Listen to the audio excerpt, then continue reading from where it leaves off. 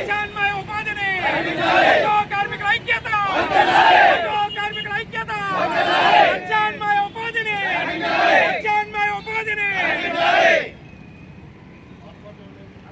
కార్మికులకు ప్రత్యామ్నాయ ఉపాధిని ఒడ్డున పడ్డ ఆటో కార్మికులను ఒడ్డున పడ్డ ఆటో కార్మికులను ఒడ్డున పడ్డ ఆటో కార్మికులను ఆటో కార్మికులకు ప్రత్యామ్నాయ ఉపాధిని కార్మికులకు ప్రత్యామ్నాయ ఉపాధిని కార్మికులకు ప్రత్యామ్నాయ ఉపాధిని కార్మికులకు ప్రత్యామ్నాయ ఉపాధిని కార్మికులకు ప్రత్యామ్నాయ ఉపాధిని కార్మికులకు ప్రత్యామ్నాయ ఉపాధిని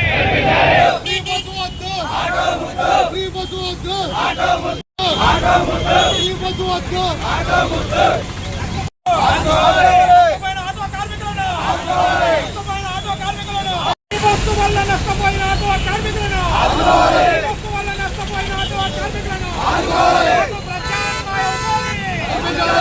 ప్రత్యామ్నాయ ఉపాధిని ప్రత్యామ్నాయ ఉపాధిని ప్రత్యామ్నాయ ఉపాధిని నష్టపోయిన ఆటో కార్మికులను ప్రత్యామ్నాయ ఉపాధిని ప్రత్యామ్నాయ ఉపాధిని కార్మికుల ఐక్యత కార్మికుల ఐక్యత ప్రత్యామ్నాయ ఉపాధిని ప్రత్యామ్నాయ ఉపాధిని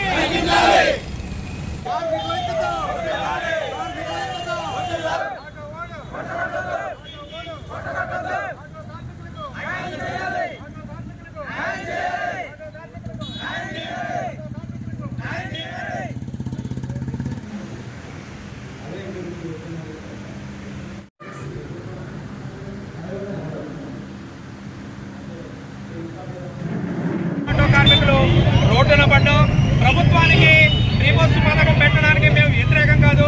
రోడ్డు పైన మేము ఉపాధిని కోల్పోతున్నాం. దానికి మాకు ప్రత్యామ్నాయంగా ఆటో కార్మికులు రోడ్డు మీద పడ్డాం. దానికి ప్రత్యామ్నాయంగా ప్రభుత్వం మాకు ఏ హామీ ఇచ్చింది?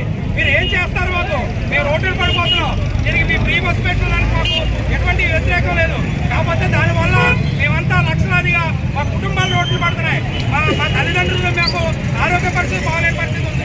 తెల్లారులేసి రోడ్డు మీద వస్తే కానీ మా బతుకు తెరువు లేదు. ఫ్రీ బస్సు పెట్టడం వల్ల మేము పూర్తిగా నష్టపోతున్నాం. దానివల్ల ప్రత్యామ్నాయంగా మాకు ఉపాధి కల్పించాలని కోరుతున్నాం.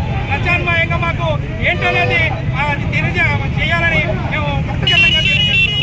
ఆటో కార్మికుల ఐక్యత కార్మికుల ఐక్యత కల్పిస్తూ రాష్ట్ర ప్రభుత్వం స్కీమ్ని ప్రవేశపెడుతుంది.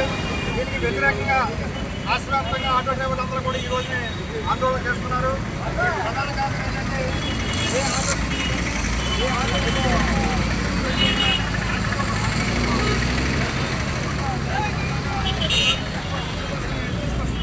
దీనికి మేమంతా కూడా చాలా ఆందోళనగా ఉన్నాం.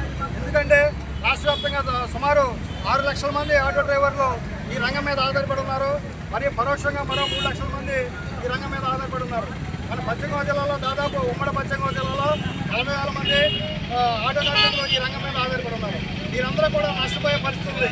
ఇంకేదంటే ఇవాళ రెక్కాడు దగ్గర డొక్కాడిని ఆటో కార్మికులు అలాగే సొంత బాధితులు ఈరోజు ఆటోని తమ ఆటోలు కొనుక్కొని వారి జీవనృతిని కొనసాగిస్తున్న డ్రైవర్లు వీరందరికీ కూడా ఇవాళ రాష్ట్ర ప్రభుత్వం వీళ్ళందరూ ఏమైపోవాలి ఈ బస్ వల్ల? ఆటోల్లో ప్రధానంగా ప్రయాణించేది మహిళలే. ఈ మహిళల్ని ఆర్టీసీ బస్సులకు పరిమితం చేస్తే రేపటి ఆటో డ్రైవర్లు అందరూ ఉపాధి కోల్పోతారు. ఉపాధి కోల్పోకనుక తన తల్లిదండ్రులు పోషించుకోవాలి, వాళ్ళ పిల్లలు పోషించుకోవాలంటే ఈ ఆటో డ్రైవర్లకి ప్రత్యామ్నాయ ఉపాధి అనేది కల్పించాలి. నచ్చినట్టయితే లైక్ చేయండి, షేర్ చేయండి, కామెంట్ చేయండి. మరిన్ని వీడియోల కోసం మా ఛానల్ ను సబ్స్క్రైబ్ చేయండి.